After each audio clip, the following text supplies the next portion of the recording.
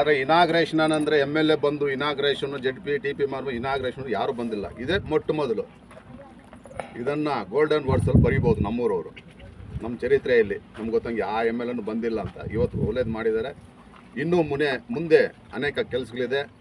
ಒಂದು 2-3 ಡಿಮ್ಯಾಂಡ್ ಇದೆ, ಕೇಳ್ತೀವಿ. ಮೇಡಮ್ ಅವ್ರು ಮಾಡ್ತಾರೆ ಅಂತ ನಂಬಿಕೆ ಇದೆ. ಆದ್ದರಿಂದ ನಮ್ಮ ಊರ ಪರವಾಗಿ ಅವ್ರಿಗೆ ಸ್ವಾಗತವನ್ನು ಕೊಡ್ತೇವೆ.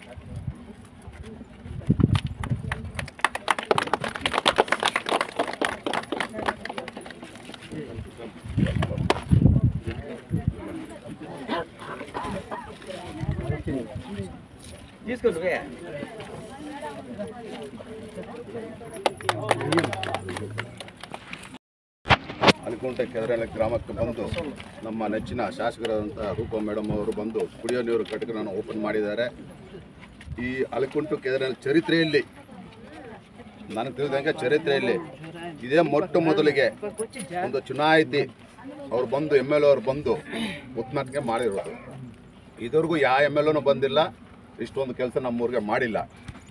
ಸೆಲ್ವಮಣಿ ಅಂತ DC ಅವರಿದ್ದರು.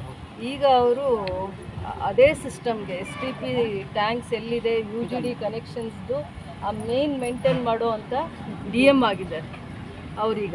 ಅವರು ಅದನ್ನು ನೋಡುವಂಥದ್ದು. ಹಿಂದೆ ನಮ್ಮ KGFಲ್ಲಿ ನಮ್ಮ 150 ವರ್ಷದ ಚರಿತ್ರೆಯಲ್ಲಿ ನಾವು UGD ಸಿಸ್ಟಮ್ನೇ ಮಾಡಿಲ್ಲ. 70 ವರ್ಷಗಳಾದಮೇಲೆ ಸ್ವತಂತ್ರ ಬಂದು 70 ವರ್ಷಗಳಾದಮೇಲೆ ಫಸ್ಟ್ ಟೈಮ್ KGFಲ್ಲಿ 70 ಕಿಲೋಮೀಟ್ರು UGD ಸಿಸ್ಟಮ್ನ ಇನ್ಸ್ಟಾಲ್ ಮಾಡ್ತೀವಿ. ಆ ಸಿಸ್ಟಮ್ನ ಮತ್ತೆ ಕರೆಕ್ಟಾಗಿದೆಯಾ ಇಲ್ವಾ ಅಂತಂದ್ಬಿಟ್ಟು ಅವರು ಅದನ್ನು ಚೆಕ್ ಮಾಡಬೇಕಾಗತ್ತೆ. ಅದನ್ನು ಮಾಡಿರಲಿಲ್ಲ. ಯಾರು 70 ಕಿಲೋಮೀಟರ್ಸು ಪೈಪ್ಲೈನು ಅಥವಾ UGD ಮಾಡ್ಕೊಂಡು ಬಂದಿರ್ತಾರೆ ಅದನ್ನು ಟೆಸ್ಟ್ ಮಾಡಬೇಕಾಗತ್ತೆ. ಮನೆಗಳದ್ದು ಇಂಡಿವಿಜುವಲ್ ಕನೆಕ್ಷನ್ಸ್ ಕೊಟ್ಟು STP ಟ್ಯಾಂಕ್ಸ್ ಅಂತಿರುತ್ತೆ, ಅದನ್ನು ರನ್ ಮಾಡಬೇಕಾಗಿರುತ್ತೆ. ಆ ಪ್ರೊಸೀಜರ್ಸ್ನ ಮಾಡೋದ್ರಲ್ಲಿ ಟ್ರೈನಿಂಗ್ ಆಗಿರುವಂಥ ಟೆಕ್ನಿಷಿಯನ್ನ ಇಟ್ಟು ಆ ಕೆಲಸ ತಗೊಂಡಿಲ್ಲ. ಟ್ರೈನಿಂಗ್ ಟೆಕ್ನಿಷಿಯನ್ಸ್ ಅವಶ್ಯಕತೆ ಇರುತ್ತೆ. ಒಬ್ಬ ರಿಸೋರ್ಸ್ ಪರ್ಸನ್ ಇರ್ತಾನೆ. UGD STP ಟ್ಯಾಂಕ್ಸ್ನ ಲಿಂಕ್ ಮಾಡೋದು ಮತ್ತು ಅದನ್ನು ಯಾವ ಥರ ಬೇರೆ ಬ್ಯಾಂಗ್ಳೂರಲ್ಲಿ ಕೆಲಸ ಮಾಡಿರೋನು ಮಾತ್ರ ಅದ್ರ ಬಗ್ಗೆ ಐಡಿಯಾ ಇರುತ್ತೆ. ಅಂಥದ್ದು ಕೋಆರ್ಡಿನೇಷನ್ ಪ್ರಾಬ್ಲಮ್ ಆಗಿದೆ. ಹಂಗಂದ್ಬಿಟ್ಟು ಕಸಾನ ಎಲ್ಲ ಬೆಂಗಳೂರಂಥ ಜಾಗದಲ್ಲಿ ಇಲ್ಲಾದರೂ ಜಾಗ ಇದೆ. KGFಲ್ಲಿ ಮೈನಿಂಗ್ ಏರಿಯಲ್ಲಿ ಜಾಗ ಇದೆ, ಹಳ್ಳಿಗಳಲ್ಲಿ ಜಾಗ ಇದೆ. ಕಸ ಆ ಊರದು 10 ಹಳ್ಳಿದು ಅಲ್ಲಿನ ತ್ಯಾಜ್ಯನ ಅದೇ ಹಳ್ಳಿಗಳಲ್ಲೇ ಅವ್ರಿಗೆ ಬೇಕಾಗಿರುವಂಥ ಜಾಗದಲ್ಲಿ 10 ಹಳ್ಳಿದು ಕಸನ ಅಂದರೆ ವೇಸ್ಟ್ನ ಸಪ್ರೇಟ್ ಮಾಡುವಂಥದ್ದು. ವೆಟ್ ವೇಸ್ಟು ಡ್ರೈ ವೇಸ್ಟ್ ಮಾಡಿ ಅಲ್ಲಿಂದೇ ಕಸನ ಗೊಬ್ಬರ ಮಾಡುವಂಥ ಸಿಸ್ಟಮ್ನ ಮಾಡಿದ್ದಾರೆ. ಅದನ್ನು ಸ್ಮೆಲ್ ಆಗಿ ಇನ್ನೊಂದು ಸಾರ್ವಜನಿಕರಿಗೆ ತೊಂದರೆ ಆಗುವಂಥ ವ್ಯವಸ್ಥೆಗೆ ತರಬೇಕು ಅನ್ನೋವಂಥ ಉದ್ದೇಶ ಅಲ್ಲ. ಅದನ್ನು ವ್ಯವಸ್ಥಿತವಾಗಿ ಮಾಡ್ತಾ ಇಲ್ಲ. ಮಾಡೋದಕ್ಕೆ ಅವ್ರು ಟ್ರೈನಿಂಗ್ ಆಗಿಲ್ಲ. ಟೆಕ್ನಿಕಲ್ ಪರ್ಸನ್ನ ಕರೆದು ಜೊತೆಯಲ್ಲಿ ಇಟ್ಕೊಂಡು ಕೆಲಸ ಮಾಡ್ತಾ ಇಲ್ಲ. ಪಂಚಾಯಿತಿಯಲ್ಲಿ ಸಮಸ್ಯೆ ಅಲ್ಲ ಅಥವಾ ನಗರಸಭೆದು ಅಲ್ಲ, ಅದಕ್ಕೆ ಸರಿಯಾಗಿರುವಂಥ ಒಬ್ಬ ಅಧಿಕಾರಿ ಇರ್ತಾನೆ, ರಿಸೋರ್ಸ್ ಪರ್ಸನ್. ಅವನದು ಕೆಲಸ ಮಾಡಿಸ್ಕೊಂಡಿಲ್ಲ ಅಂತ ನಾನು ಹೇಳ್ತೀನಿ. ಅವರಿಂದ ಕೆಲಸ ತಗೋಬೇಕಾಗಿತ್ತು. ಅದಕ್ಕೂ ಹತ್ತತ್ರ 2-3 ಕೋಟಿವರೆಗೂ ಖರ್ಚಾಗಿದೆ ಆ ಜಾಗ ಅಲ್ಲಿ ಆ ಸಿಸ್ಟಮ್ನ ತರೋದಕ್ಕೋಸ್ಕರ. ಕನೆಕ್ಟಿವಿಟಿ ಮಾಡೋವಾಗ ಇಂಡಿವಿಜುವಲ್ ಹೌಸಸ್ದು ಕನೆಕ್ಷನ್ಸ್ ಮಾಡೋವಾಗ ಏನು ಸಮಸ್ಯೆ ಆಗಿದೆ ಅಂತ ತಿಳ್ಕೊಂಡು ಅದ್ರ ಬಗ್ಗೆ ಬಗೆಹರಿಸಬೇಕು. ಅದರ ಸೂಕ್ತವಾಗಿರುವಂಥ ಅಧಿಕಾರಿಗಳಿಗೆ ಹೇಳಬೇಕಲ್ಲ. ಇದೊಂದು ಮಾತಾ ಮೇಡಮ್, ಈಗ ರೂರಲ್ ಮತ್ತು ಅರ್ಬನ್ನಲ್ಲಿ RO ಪ್ಲಾಂಟು ಎಷ್ಟು ಇನ್ಸ್ಟಾಲ್ ಮಾಡಿದ್ದೀರಾ, ಎಷ್ಟು ಸರ್ವಿಸಿಂಗ್ ಡಿಮ್ಯಾಂಡ್ ಎಷ್ಟಿದೆ? ನಗರ ಭಾಗದಲ್ಲಿ ನಾನು ಇರೋದ್ರಲ್ಲಿ 100 RO ಪ್ಲಾಂಟ್ಸ್ನ ಹಾಕಬೇಕು. ಒಂದು ವಾರ್ಡ್ಗೆ 3-4 ಹಾಕಿದ್ರು 100 ಹಾಕಿದ್ರು ಸಾಕಾಗಲ್ಲ. ಇವತ್ತುವರೆಗೂ ಕಡಿಮೆನೇ ಹಾಕಿದ್ದೀವಿ. ಒಂದು 10 ವಾರ್ಡ್ ನಾನು ಮಾತ್ರ ಗುರುತಿಸಿದ್ದೀನಿ. 35 ವಾರ್ಡಲ್ಲೂ ಪ್ರಾಮಾಣಿಕವಾಗಿ ಮಾಡಬೇಕಾಗುತ್ತೆ. 35 ವಾರ್ಡ್ಸಲ್ಲಿ ಕುಡಿಯೋ ನೀರನ್ನ ಕೊಡಲೇಬೇಕಾಗುತ್ತೆ. ಅದು ನಮ್ಮ ಫಸ್ಟ್ನೇ ಆದ್ಯತೆ ಆಗಿರಬೇಕು. ಅದಾದಮೇಲೆ ಗ್ರಾಮೀಣ ಭಾಗದಲ್ಲಿ ಹಿಂದೆ ಯಾರ್ಯಾರು RO ಪ್ಲಾಂಟ್ಸು ಸರ್ಕಾರದ ಅನುದಾನದಲ್ಲಾಗಿದೆ ಅದನ್ನು 70% ರೆಡಿ ಮಾಡಿಸುವಂಥ ಪ್ರಯತ್ನ ಮಾಡ್ತಾಯಿದ್ದೀವಿ. ಅಂದರೆ ಪಂಚಾಯಿತಿಗಳಲ್ಲಿ ಆಗೋದು ಪಂಚಾಯಿತಿ ಅದು ತಪ್ಪಿರುವಂಥದ್ದು ಯು ಆಫೀಸಲ್ಲಿ ಕುತ್ಕೊಂಡು ಅದು ಯಾವುದೋ ಒಂದು ಅನುದಾನದಲ್ಲಿ 70-80% ಕರೆಕ್ಟ್ ಮಾಡ್ತೀವಿ.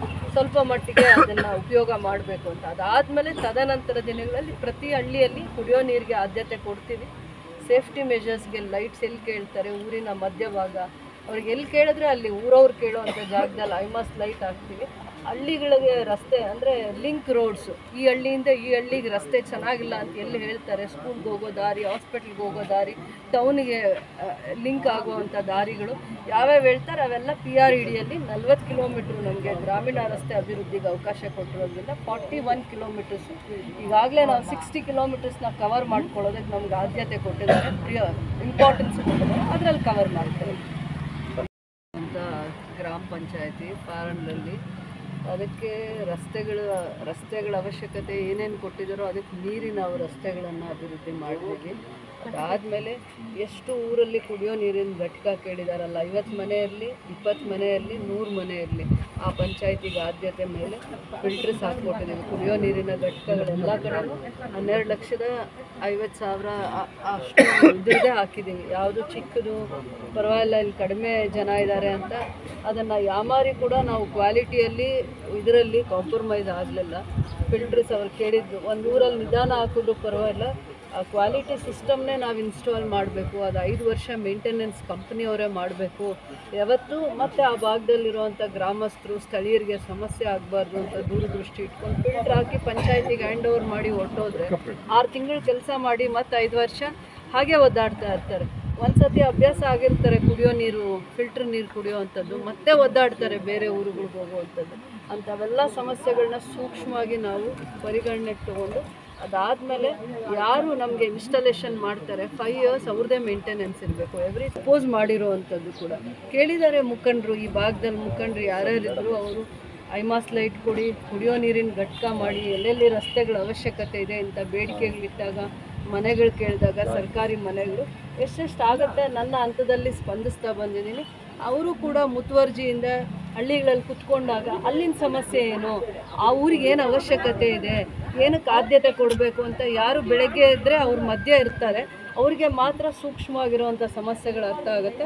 ಅದ್ರ ಮುಖಾಂತರ ಈ ಕೆಲಸಗಳನ್ನು ಅರಿಸೋವಂಥದ್ರಲ್ಲಿ ಇವರು ಪಾರನಹಳ್ಳಿ ಪಂಚಾಯತಿಯವರು ಒಂದು ಸ್ವಲ್ಪ ಎಲ್ಲರಿಗಿಂತ ಜಾಸ್ತಿ ಮುತುವರ್ಜಿಯಿಂದ ಕೆಲಸ ತಗೊಳ್ಳೋ ಅಂಥವರೇ ಇದ್ದಾರೆ. ಕೆಲಸ ತಗೊಳ್ಳೋ ಅಂಥವ್ರು ಬಿಡದೆ ಡಿಮ್ಯಾಂಡ್ ಇಲ್ಲ. ಐಮಾಸ್ ಲೈಟ್ ಇದೆ ಎಲ್ಲ ಫುಲ್ಫಿಲ್ ಆಗಿದೆಯಾ 100%? ಮಾಡಿಬಿಡ್ತಾರೆ, ಯಾವ್ದಾದ್ರು ಬ್ಯಾಲೆನ್ಸ್ ಇದೆ ಎಲ್ಲ ಮಾಡಿಬಿಡ್ತಾರೆ. ಇದರಲ್ಲಿ 20 ಆಗಿದೆ ಸದ್ಯಕ್ಕೆ. ಆಮೇಲೆ ಐಮಾಸ್ ಲೈಟ್ಗಳು ಹಾಕ್ಸ್ತಾ ಇದ್ದಾರೆ, ಎಲ್ಲ ಮುಗಿಸಿದ್ದಾರೆ, ಎಲ್ಲ ಕೆಲಸಗಳು ಮಾಡಿದ್ದಾರೆ. ಯಾವುದು ಬರ್ತಾ ಇಲ್ಲ ಇಷ್ಟು ತನಕ MLA ಎಲ್ಲ ಕೆಲಸಗಳು ಮಾಡಿದ್ದಾರೆ. ನಿಮ್ಮದು ಬೇರೆ ಏನಿಲ್ಲ. ಪಾರನಹಳ್ಳಿ వాళ్ళు అడగండమ్మా. అవునమ్మా బాబు రావద్ద చెప్తున్నాడు. బాబు రెడ్డి ఇంకా పేమెంట్ అల్కంట్రపల్లి రాసిగా మాట్లాడా, అది కానీ పాపం చెల్లిపోయా. అల్కంట్రపల్లి ఒక ఆయన ఏమో రాసిగా మాట్లాడా, ఆయన బేజార్కి వెళ్ళిపోయావు. దానికంతా బేజారు.